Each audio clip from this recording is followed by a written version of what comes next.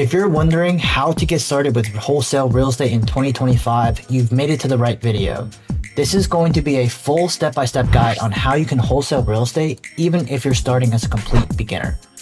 These are the exact steps that I took to close over $300,000 in wholesale assignment fees in the last year. I'm going to cover everything from generating leads to actually talk to the sellers, tracking your KPIs, and everything you need to know to actually seal the deal with the contract that I'll be sharing with you at the end of this video. And the best part, if you follow these methods that I share, you can do all this with $0. So grab a snack, sit back, and it's time to learn something. All right, so step number one, you've got to acquire data.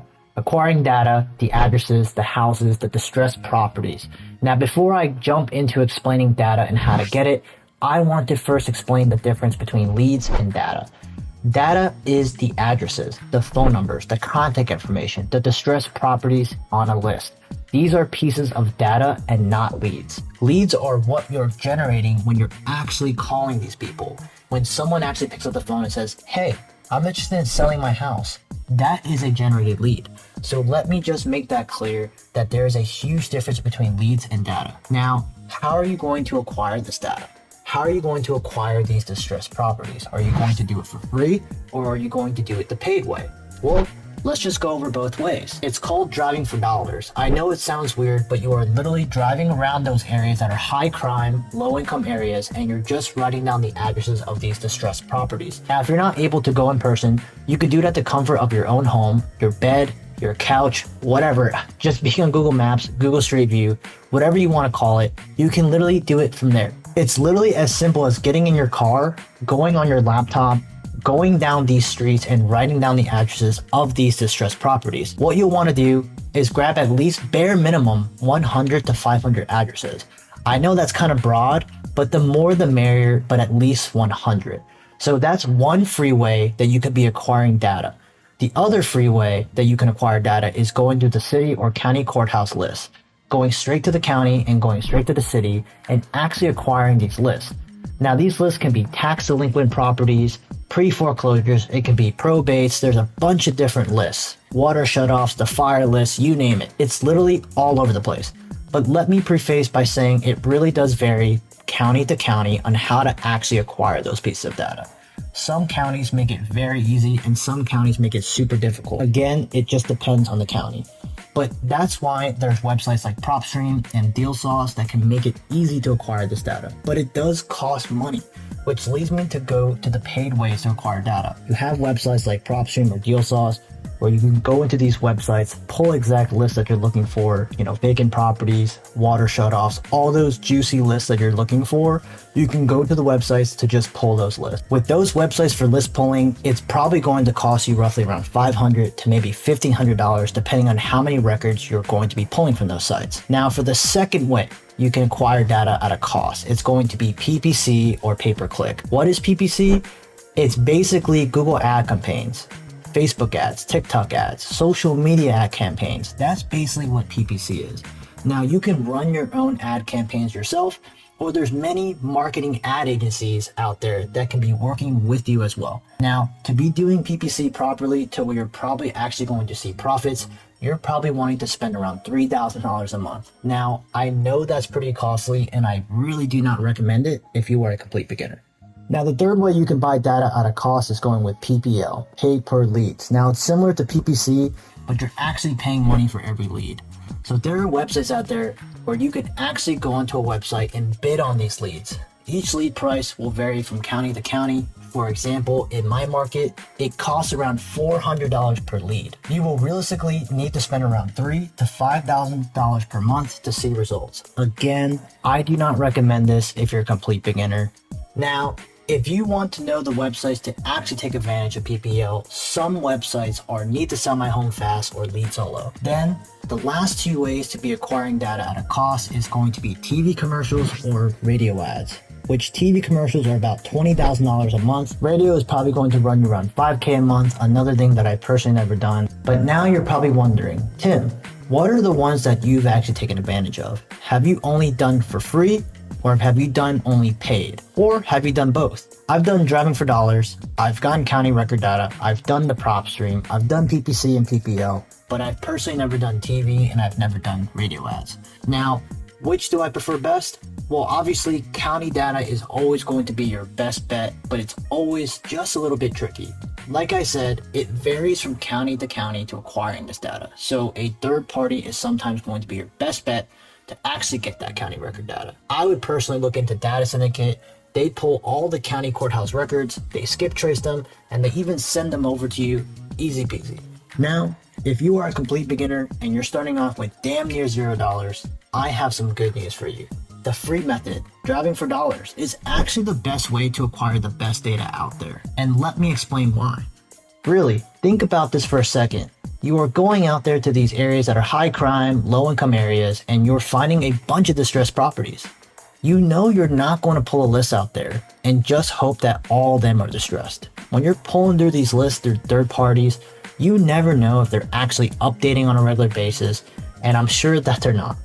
So with driving for dollars, you're actually able to know that all the properties on your list are actually distressed and that 1 million people probably have not called through this list because it's your personal list. And yes, this is exactly how I was able to close on my first few deals, and something that I did forget to mention.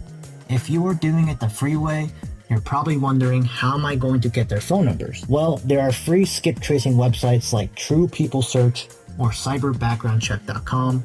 If you're thinking, I don't want to spend time pulling records, you can use PropStream. They just have a monthly subscription, and I really don't think it's that worth it. So that is acquiring data and not acquiring leads. Now on to generating leads. Let's talk about the ways that you're actually able to generate leads. And just like acquiring data, there's also free ways and paid ways to generate leads. As much as I wish that there were 1 million free ways to generate leads and actually market out your data, there's really only 2. It's calling from your cell phone, texting from your cell phone, and leaving voicemail straight from your cell phone. No, do not get a Google Voice number. Do not get a random burner phone number from a random app on your phone. Call from your phone, text from your phone, and leave voicemails from your phone. Yes, this is exactly what I did to close out my first deal using an older version of this cell phone. The second way is sending emails. Emails are 100% for free, and you can watch a YouTube video on how to mail merge so you can quickly blast 50 plus emails per day. Now, in terms of paid ways to generate leads, there's 3 that I really like. Number 1, it's a dialer, a triple line dialer. Basically what a triple line dialer is, a software where you can input your data. You will have multiple phone numbers calling 3 people at once, and whoever picks up first, you actually get on the phone with. My 2 favorite softwares for triple line dialers is Mojo and Ready Mode.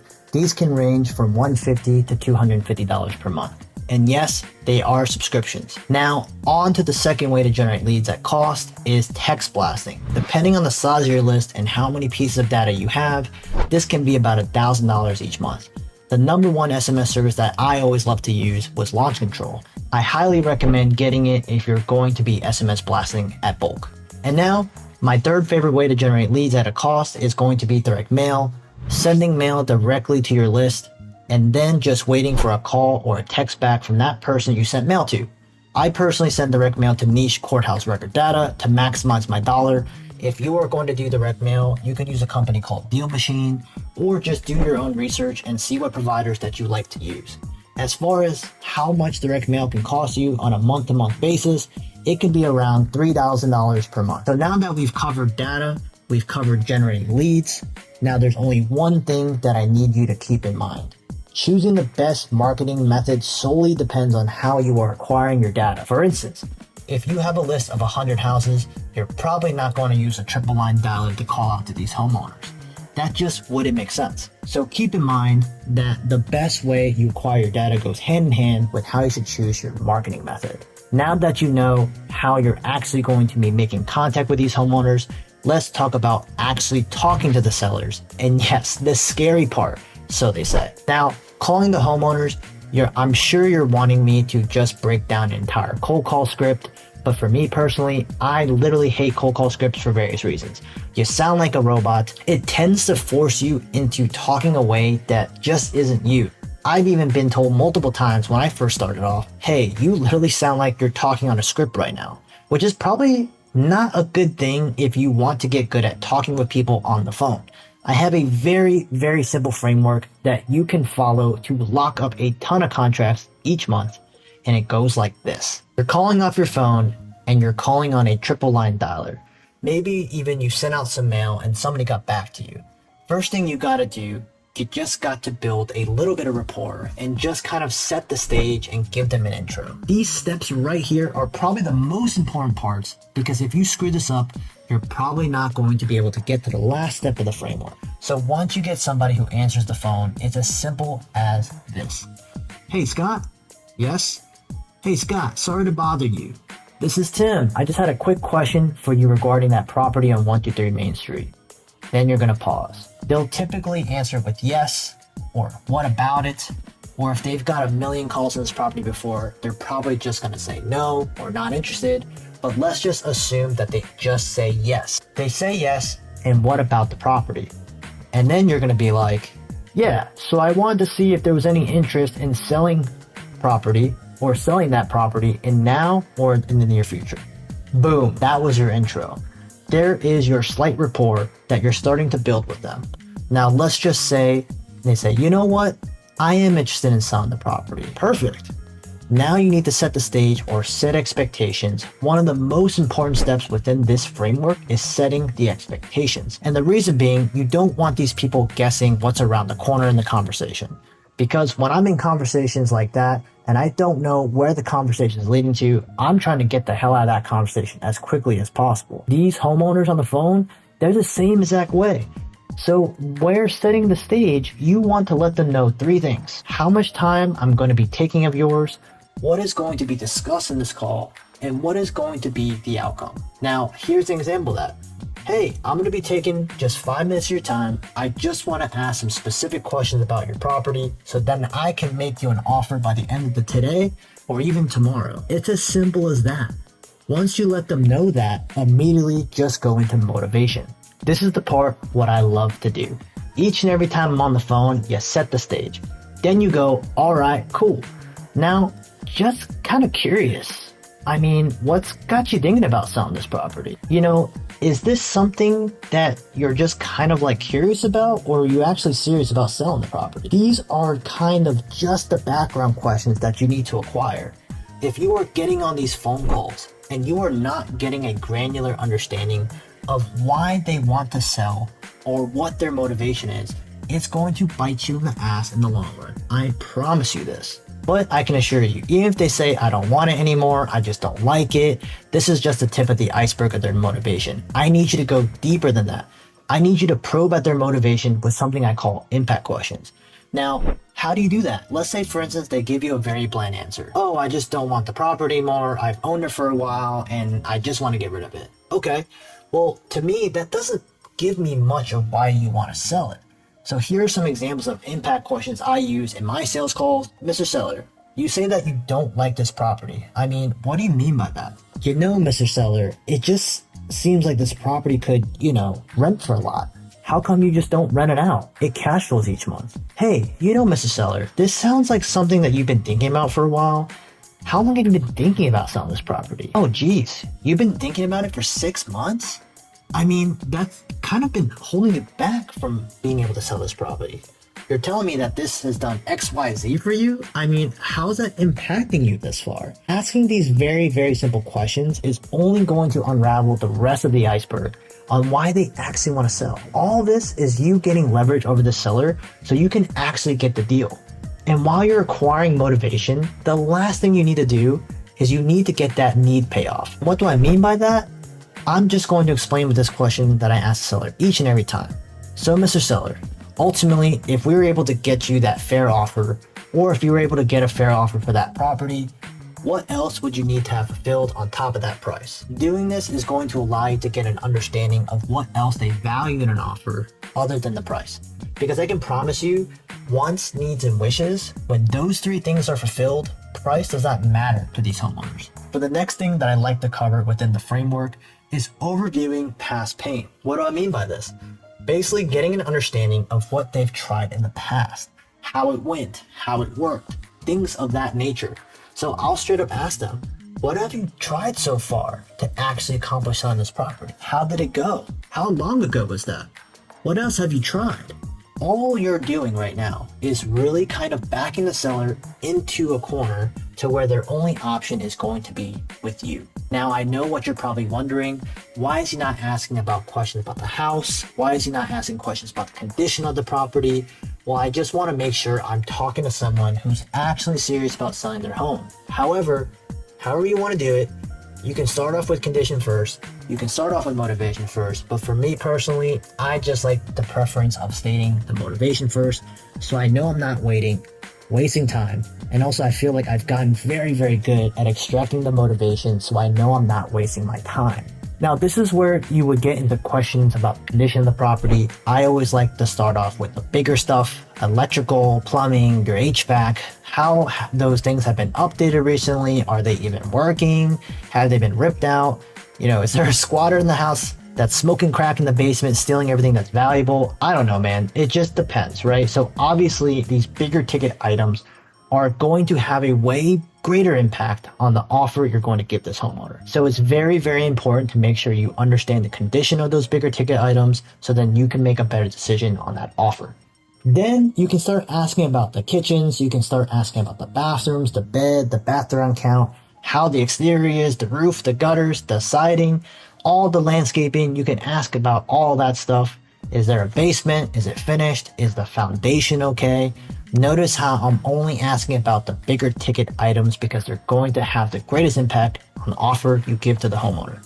Now, the last part of this entire framework is called roadblocks. Going over the roadblocks are things that you can screw up the entire deal and hold you back from actually getting paid.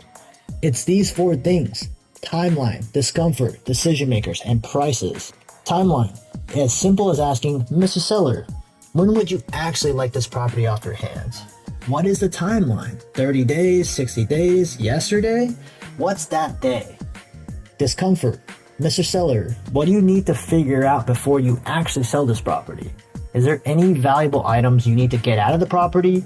Is there tenants inside that we might need to help find a new place? Is there somebody that you might need a second to talk to first in order to get a better idea on what you want to accept on this? Number 3, decision makers.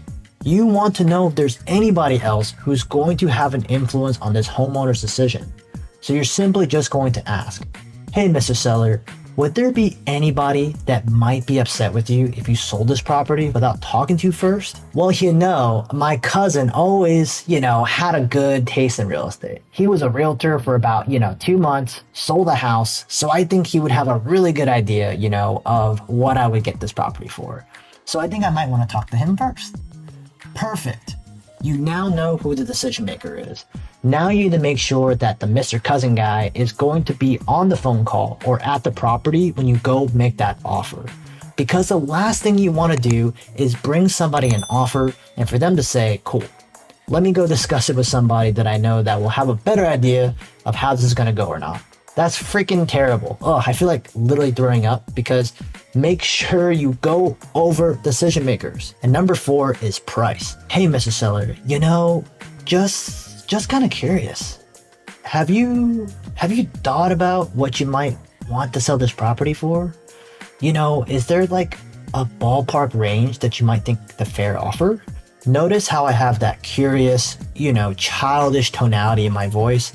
You don't want to come off at these people super aggressive. Don't just go, hey, what do you want to sell this for? Or what's that price you're looking for? Man, that's a little bit aggressive, especially when you're talking about price. They're usually just going to say, well, you tell me what the price is. You're the one who called me, or you're the expert, right? So you want to make sure just a little bit that you have that childish curiosity or that confused old man tone, right? Price. It's a very tricky conversation and can be a little bit uncomfortable for these homeowners. So you want to just kind of have that easygoing tonality when you're bringing up these uncomfortable conversations. Now, lastly, at the beginning of the call, what do? We set expectations. What do you think we're going to be doing at the end of the call? We're also going to be setting expectations for the next call so you don't get ghosted. So same exact thing that you did at the beginning of the call, do it for the next. At the end of the call, you can go, okay, awesome. I'm going to be giving you a call at this time today or this time tomorrow. We're going to go over the offer that I have for you. And if you like it, amazing. If you don't, at least you know what your options are. I will see you at that time on that day. Boom, hang up. All I gotta say is, if you've made it this far into the video and you're actually absorbing the framework that I'm breaking down for you right now, if you are actually going to start applying this, I promise you that you will be going to be seeing a lot better conversations and you're going to be seeing a lot more leads generated. Ultimately, a lot more deals being closed in the midst of acquiring this data, marketing out to your data, and generating the leads. The number one thing that you need to make sure you're doing is tracking your KPIs. Your key performance indicators. If you don't know what key performance indicators are, here's a definition of that right here. Now with wholesaling, there are two types of KPIs that I like to track. There's marketing KPIs and there's acquisition KPIs. Let me explain them. Now for marketing KPIs, you have ad spend, you have calls made, you got connections, which are conversations that you actually have with the homeowners, how many times you get connected with that homeowner, and you have leads generated. And with tracking all those metrics, you're going to be able to get your conversion rate and you're going to be able to get your connection rate. Now, let me tell you why those two rates are super important when it comes to wholesale real estate. With connection rate, well, you kind of want to know what you're actually getting connected to with these homeowners. Now, when you're making these phone calls, you're never going to be at 100% connection rate. On average, you're probably going to be sitting between 5% or even upwards to 20%, depending on your marketing channel. So if you are tracking your KPIs and you see that your conversion rate is below 1%, you probably need to fix something within your business. Now, with conversion rate, how many calls do you need to make in order to actually generate a lead and finally convert a lead? And again, depending on your marketing channel, your conversion rate can range between 3% to upwards of 10%. Shit, I've even seen some conversion rates on a good day upwards of 20%. Now, if you're doing anything below that 3% mark, hey, once again, there's probably something wrong with your business and you need to do something to fix it. Now, on to acquisition KPIs. You got quality leads, appointments scheduled, appointments completed, offers, contracts out, contracts signed, and projected revenue. And with tracking all these different metrics, you get your qualification rate, your offer rate, and your close rate. Why are these three metrics so important? Well, when you're on the phone and you're generating these leads, you're probably not going to be able to qualify all of them. Based off my KPIs and all the other industry standard KPIs, nobody is at 100% qualification rate. So you want to make sure that you are nowhere near below 60 to 70% on a qualification rate. So if you generate 100 leads, you want to make sure you qualify at least 70 of them. Now, what do I mean by qualifying? Actually taking through that framework that we just went over. For your offer rate, for all these leads that you're generating and qualifying, how many of them are you actually making an offer to? It's a very important number. And then lastly, your close rate. Obviously, everybody wants to know what their close rate is for how many leads they're generating, to how many qualifications they need, and how many offers they got to actually make to get a deal closed. When me and my partner actually first started tracking our KPIs, we were able to see for all the leads that we've generated, only about 50% of them were qualified. And we've only made offers to 5% of them. We were generating all these leads and basically burning through every single one of them because we weren't qualifying enough of them. And then we ultimately weren't offering enough. So what does that lead to? A horrible or bad close rate. And how can you track these KPIs? When I first started tracking KPIs, I literally used a notepad. You can just update your notepad each and every day to actually see how many you've qualified, how many offers you made, and how many appointments you've completed. You can take all those numbers and put them into a Google spreadsheet at the end of the day or at the end of the week. If you're calling in a CRM or if you're on a dialer, most of the time you're going to be able to run a daily report to see how many calls you've made. So you'll just have to take those numbers and track them and store them somewhere where you can actually be tracking those KPIs.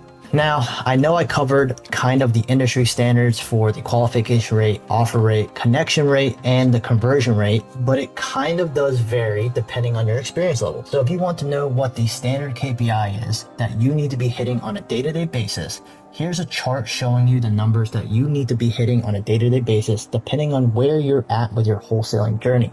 and what level you're at. So you've generated the lead, you've qualified them, and you went out to the property. Shoot, you might even be there with them at the property. So what do you do now?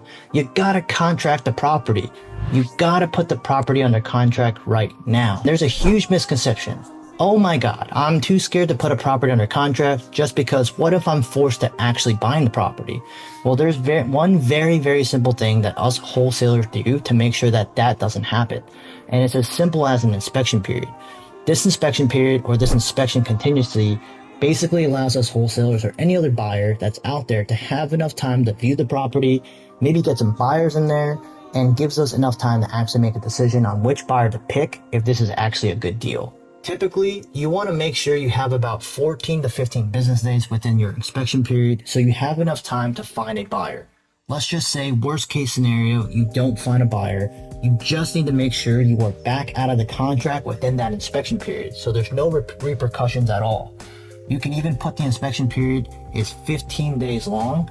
If the buyer decides that they are no longer interested in the property, they will have to be able to back out of the property with no repercussion. Now, if you don't back out of the contract within the inspection period, well, I recommend talking to the seller.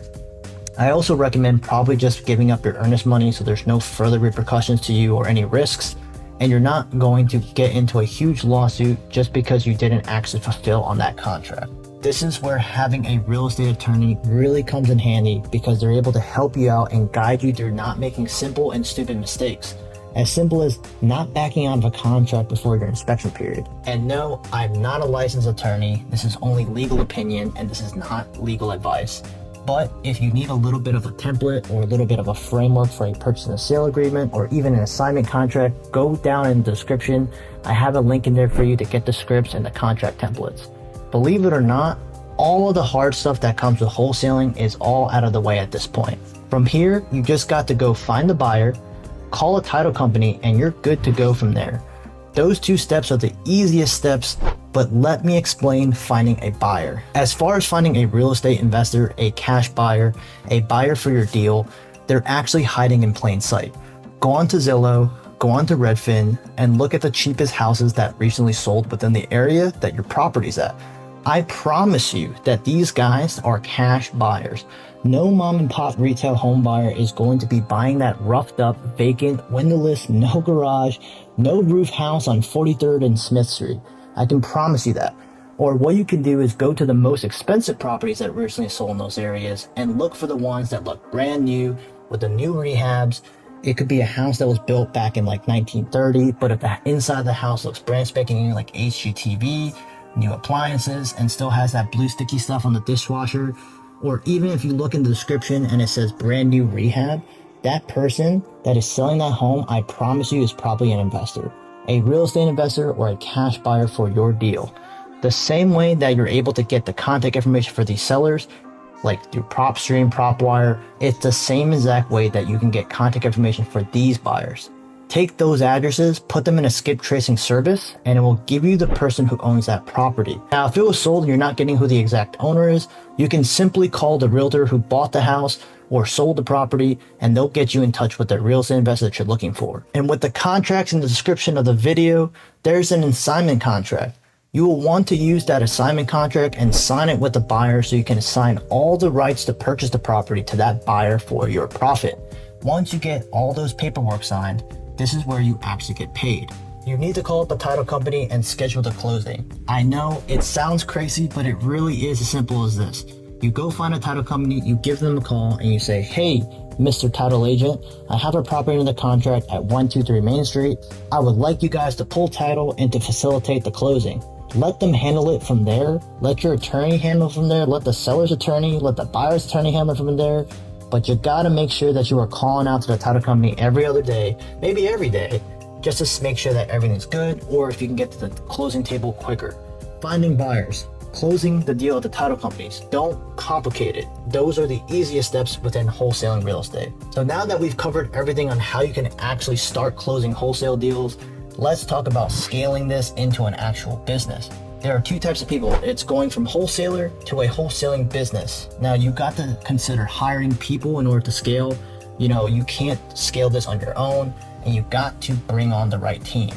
when is it time to actually start hiring people and bringing on the right people in your team? Well, I like to say close at least 1 to 3 deals and stack up about $10,000 to $30,000. With that cushion, it should give you enough room to continuously scale up your marketing and scale up the data as well. Once you have that $10,000 to $30,000 stacked up, the first thing that you want to do is outsource marketing and lead management. Your job is still going to be the acquisitions, the dispositions, and transaction coordination with your title company. Now, let's just preface what marketing and lead management is. We already did marketing, actual cold calling out to the homeowners. Lead management is following up with those homeowners for the ones that say that they do want to sell from 60 to 90 days down the line. Or, they're just not ready to hear an offer, or they have some deal killers killing the deal currently, and you just need to keep following up with them. That's what lead management is for. Your job is to make sure you're qualifying these people and making these offers, going to the appointments, locking up those deals, and finding those buyers. Now, once you get it to the point where you're locking up one property under contract each week for about 3 months, hey, that's when I'm going to tell you that you're ready to scale again. You are going to want to hire, train, and onboard another acquisition rep, and your job will still be acquisitions because this is a numbers game and we're trying to handle volume and we want to do more volume. So we need 2 acquisition guys. So maybe you can scale up marketing and lead management a little bit more too. But once you get it to the point where you're locking up 2 properties under contract a week, you're signing 1 house each week for about 2 to 3 months, hey, now you're probably ready to scale again. We want more guys on the floor, front line. You're going to want to hire, train, onboard more acquisition reps. And this one is to probably replace you. So your only sole purpose in this job is to be dispositions and the transaction coordinator. You've got your marketing team killing it for you. You've been generating a bunch of leads. You got your acquisition team killing it. They're qualifying a ton of leads. They're going on a ton of appointments. And now they're making these offers. They're going to be locking up more and more contracts. And then your job is to sell these deals to buyers and coordinate those transactions. Now, when are you going to be ready to scale again? Selling 2 deals a week to buyers? You're scheduling 1 closing a week to the title company? You need to be doing that for about 2 to 3 months, and then you're ready to scale from there. There's only 2 other positions that you're able to fill, dispositions and transaction coordination. I highly recommend just hiring and training a transaction coordinator, and your job is to simply just be talking to the cash buyers, the hedge funds, and the investors. Now look at that. You're freaking done. From the grand scheme of things, in less than a year, you can go from a one-man wholesaler to a full-on wholesale operation. An actual wholesale business where you're closing 1 deal each week. That's only if you listen to what I say and actually implement in what I'm telling you to implement. Now, I know like everything that I just covered, it can be a bit overwhelming, and there's a lot that we went over, and this is exactly why I opened up an inner circle to be able to help people just like yourself who may be struggling or maybe having a hard time wrapping their head around this. All people like Mao, who just closed a deal with me for $25,000, and that was all done just within a few months of working with me. And I can't forget about my boy Carson, who just did the same exact thing but made $24,000 and $500 in profit in just a few months. If being a part of my inner circle is something that you think could be helpful to you, check the link out in the description. If you guys enjoyed this video, I'm going to be dropping a lot more videos just like this one in the next few months, including live videos of me actually closing these deals out. So subscribe if you want to see more stuff like this. Thanks for tuning in. Love you guys.